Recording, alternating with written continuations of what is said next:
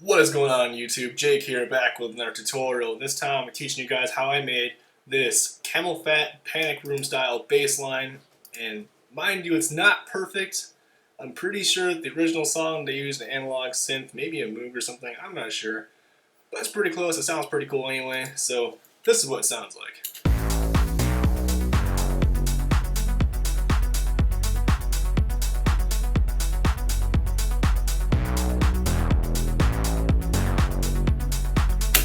So, like I said, not perfect, but I like the way it sounds. I think it sounds pretty cool. So let's get into how I made that. We're going to go ahead and open up a new serum here. Yes, we're going to do this in Serum, just like I do a lot of my tutorials in.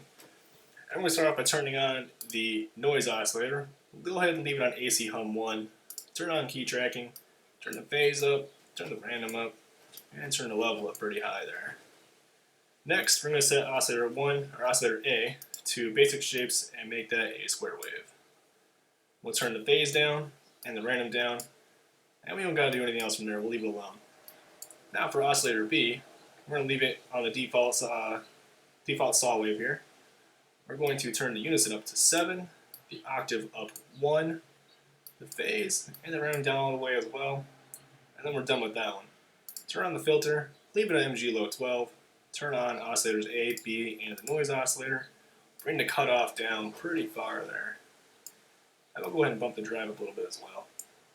Nothing crazy, about like 15% right there is fine. Next in the envelope section, we're going to go to envelope 2, and we're going to shape this envelope kind of like this.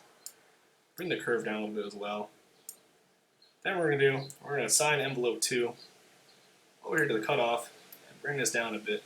Now mind you, adjusting this cutoff here is going to change your sound a little bit, so we're going to go ahead and leave it there, but go ahead and feel free to fine tune this and make it however you want it to sound like. It's going to change the sound a little bit depending where you got this automation set to, or this cutoff envelope. So that's what we got going on for, let's see what we got.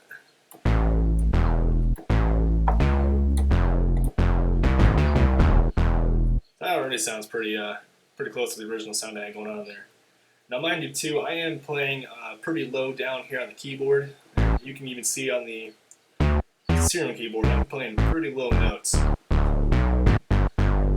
So last thing we gotta do is the effects section.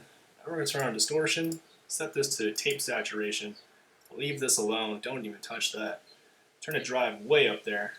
Let's say about 80% is cool. Turn the mix down pretty far. 34, 35 works. The number really isn't important, just where you set the knob.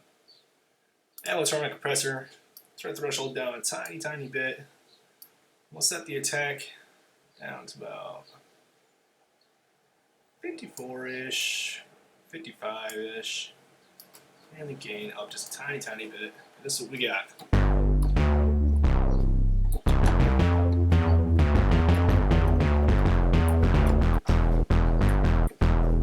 That's pretty close.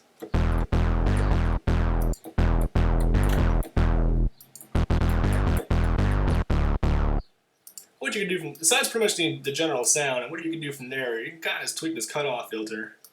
And you can even tweak this the envelope.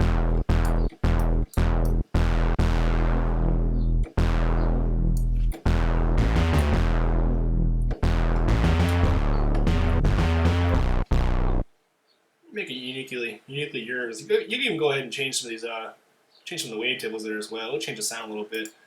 But if you're looking for that Camelphat Panic Room sound, you're going to want to leave it on saw. We'll go ahead and try out some of these other ones just in case. FFT acid.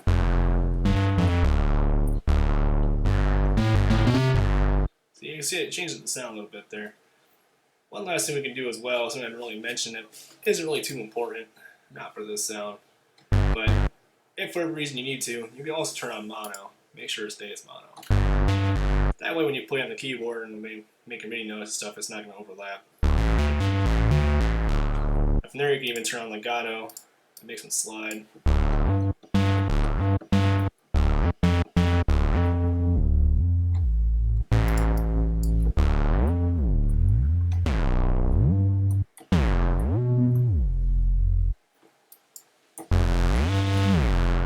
Make some cool stuff from there.